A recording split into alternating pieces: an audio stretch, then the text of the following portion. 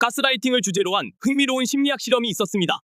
연구자들은 두 그룹의 참가자들에게 같은 영상을 보여주고 한 그룹에게는 꾸준히 내 기억이 틀렸다고 반복적으로 말했죠. 실험 결과는 어떨까요? 생각보다 상당히 충격적이었습니다.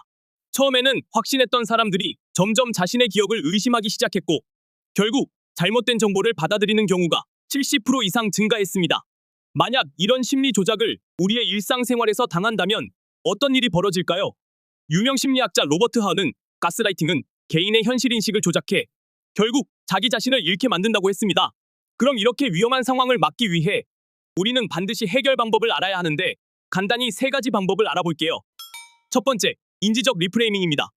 가스라이팅을 이겨내려면 자신의 생각을 틀렸을 수도 있다 해서 상대방이 왜곡하고 있을 수도 있다는 시각으로 바꾸는 것이 중요합니다. 이 과정은 인지행동치료에서 자주 사용되는 기법으로 사고의 왜곡을 바로잡는 데 도움을 줍니다.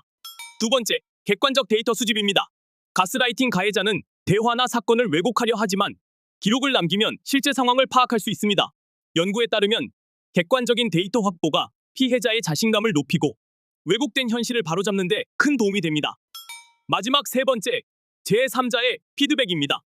가스라이팅 피해자는 종종 내가 예민한가?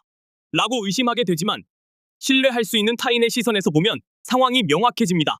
이 과정은 사회적 현실 검증이라는 개념으로 인지심리학에서도 현실 인식을 회복하는 데 중요한 역할을 한다고 합니다.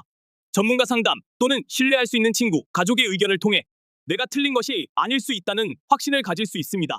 가스라이팅이 지속되면 스스로를 의심하고 결국 자기 결정을 못하게 되고 정신적 피로감이 쌓여 우울증이나 불안장애로 이어질 수도 있죠.